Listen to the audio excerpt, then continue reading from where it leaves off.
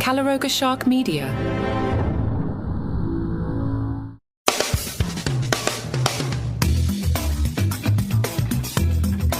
Hi and welcome to Entertainment Plus, a short roundup of the top entertainment stories in today's news.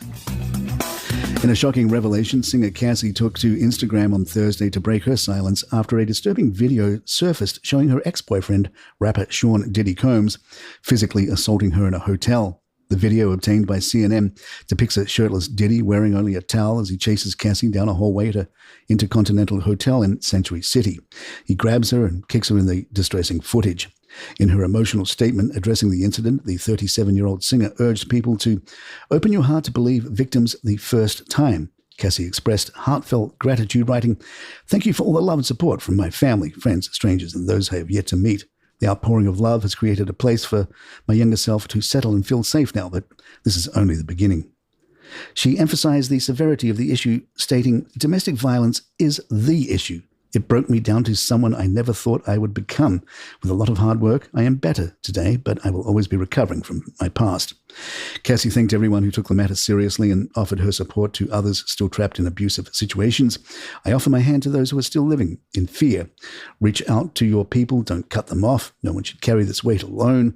This healing journey is never ending, but the support means everything to me. Thank you. Love always."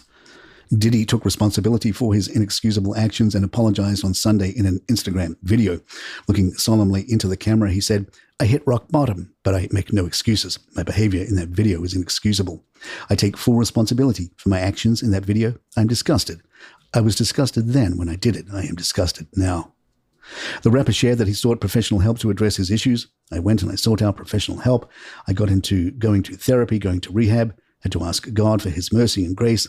I'm so sorry, but I am committed to be a better man each and every day. I'm not asking for forgiveness. I'm truly sorry." Diddy's public apology and commitment to change came after the disturbing video sparked widespread outrage.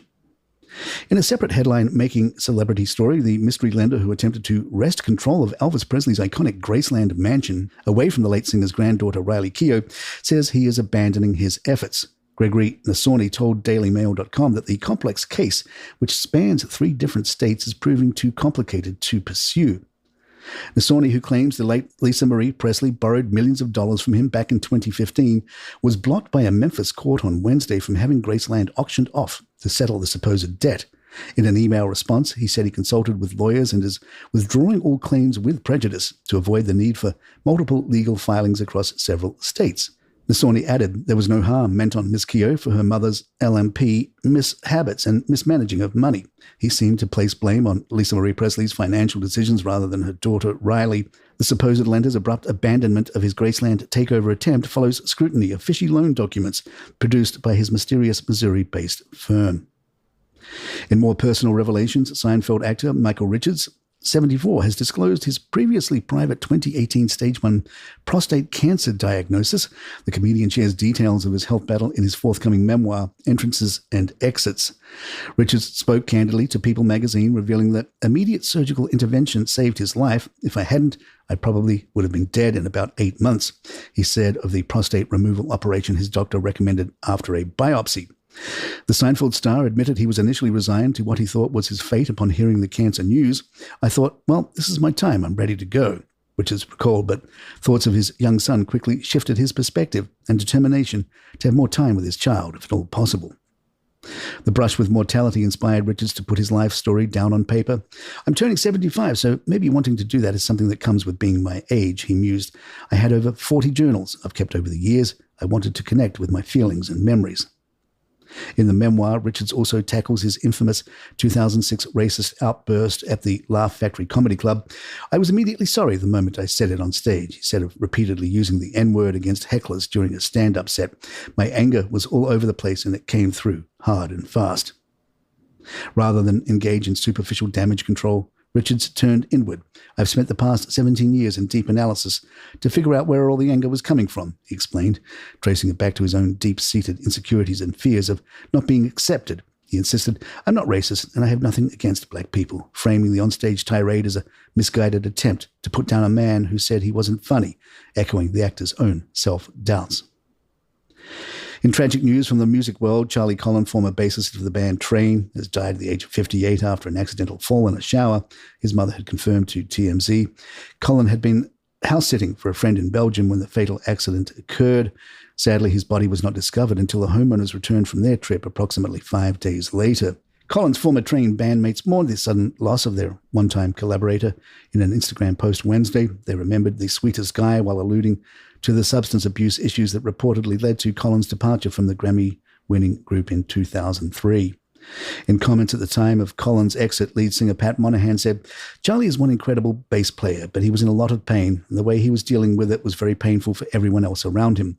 Tensions came to a head after a disastrous Oregon performance where Colin was a mess. Monahan forced the band to choose between the two of them, a painful ultimatum." Looking back on his Train tenure in an interview last year, Colin felt the band's meteoric rise may have contributed to his personal issues. "We just never stopped. It's kind of one of those things where you feel like this is too good to be true. Most bands have a lifespan of a few years," he reflected. Despite the difficult parting, Colin went on to collaborate with other major rock acts like Puddle of Mudd and Slipknot. He also formed new musical projects like Painbirds with fellow Train alum Rob Hotchkiss and the band The Side Deal. More entertainment in just a moment. In a surprising update from a wellness icon, fitness guru Richard Simmons, 75, is apparently working on bringing an interactive musical about his life story to Broadway. Simmons, who has largely retreated from the public eye over the past decade, excitedly shared the news with fans on Facebook. "I just got off the phone with a friend of mine who is an attorney and manages famous artists in music," Simmons posted. "She wants to do an interactive Broadway show about my life. The energetic Sweatin' to the Oldies star envisions a production featuring open space near the stage for audience members to join lively dance workout numbers." Simmons expressed his enthusiasm to reporters, saying, "I am so excited about the prospect of my own Broadway show. I have so many ideas and I'm writing them all down. Broadway is in my blood." To get inspired for the potential project, he has been sharing favorite memories from Broadway shows he attended over the years, like the original 1983 production of La Cage aux Folles. Simmons recalled the dancers greeting him from the stage during the I Am What I Am opening number and his backstage visit after the show. "I sent each dancer a long stemmed white rose," he reminisced. "About a week later, they sent me a handmade thank you card and they all signed it. I still have that card today." The prospect of Simmons translating his exuberant persona and fitness legacy to an interactive Broadway experience after so many years out of the spotlight marks an intriguing development for both the theatre world and longtime fans of the exuberant exercise maven. And there you have it. If you like the show, please follow us on Spotify, Apple, or your app of choice. I'm Mark Francis. My thanks to John McDermott. This is Entertainment Plus.